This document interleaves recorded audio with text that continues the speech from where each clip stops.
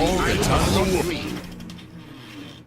Spy Kids is a film franchise from the genius mind of Robert Rodriguez, and I guarantee you that you have at least heard of it. These films are absolutely perfect in every way, and include the talent of George Clooney, Steve Buscemi, Danny Trejo, Joel McHale, and Sylvester Stallone. In fact, it even started the acting career of Selena Gomez in the film Spy Kids 3D, Game Over. And while I could talk about the entire franchise, I'm just going to focus on the third one. For many people, the film was only known for its low rating, poor effects, and inclusion of acclaimed actor Elijah Wood, but I like to think of it as the perfect film to analyze the philosophy of what it means to exist. So here's what the film's actually about. Judy is in a family of spies, and after 2 financially successful adventures, an evil man known as the Toymaker conveniently creates a low-resolution virtual reality world to trap his sister in, as well as the rest of all children, but they kind of graze over that part. Judy brings his grandpa in the game with him, where he can walk for the first time in 30 years, and Judy lies about being Game Jesus, or the guy. After plenty of poorly animated shenanigans, they make it to the final level where they can destroy the Toymaker,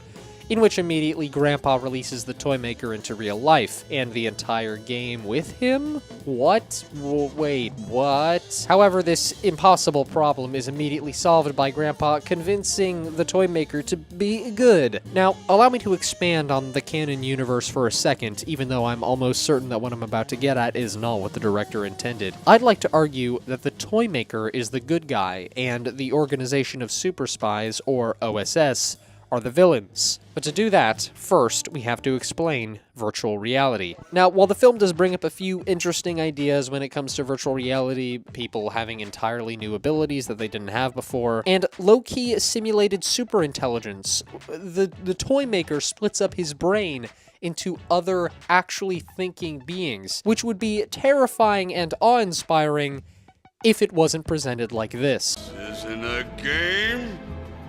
It's life! So, how does this make the Toymaker the good guy? I'd like to argue that he's actually trying to save the youth rather than imprison them, by arguing that nothing in Spy Kids 3D is real. The philosopher René Descartes pretty much postulated this idea that there is a very real possibility that nothing is real. This idea is explored by the popular film The Matrix, which explains that our entire world could very well be a simulation, and that wouldn't take away a single bit of taste, touch, or sense that we have. And if you're having a hard time listening to a 100-year-old dead guy and a teenager recording in his bedroom talk about reality, then maybe you can trust Elon Musk, who has openly stated that he believes that we are most likely living in a simulation. The odds that we're in base reality is 1 in billions. Musk borrows a little bit of the philosophy of Nic Bostrom, which basically explains that in reality, intelligent life must arise, maybe us, that will inevitably create, somehow, some way, a super simulation of an entire new reality.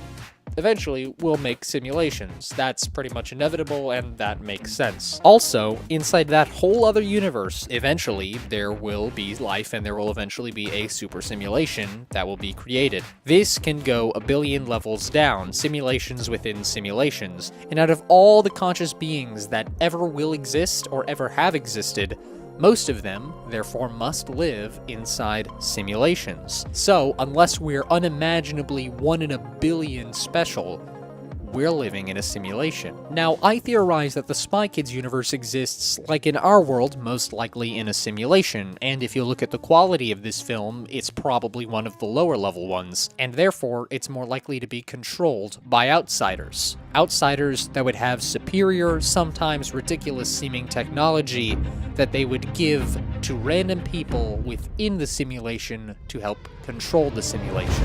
Oh, I don't know. Does that sound familiar?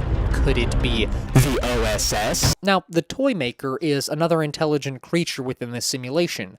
However, what he's discovered is a way to create a new, free simulation in which anyone can be or do whatever they want. All I wanted to do was start over a new world, a new chance, where everyone would get a second chance!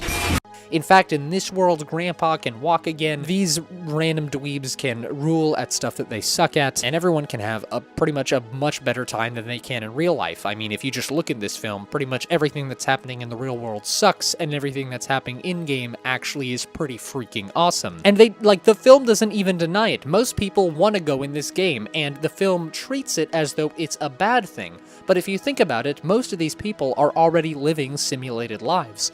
Living a better one just takes away more power from the OSS. So, what's the perfect argument? The Toymaker is evil, and his simulation is clearly being used to take over the minds of children, or something.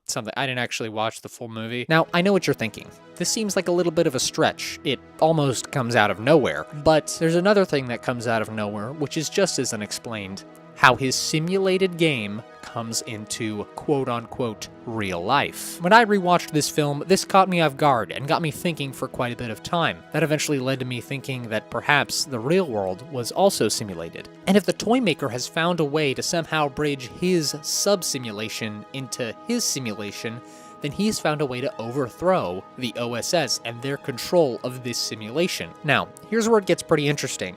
Grandpa releases the Toymaker into quote-unquote real life, and then immediately convinces him to stop. Here is what I think is really going on. Grandpa needs to get the Toymaker out of this level of reality, but when he comes out and tries to go head-to-head with the OSS, Grandpa knows that Sylvester Stallone will lose.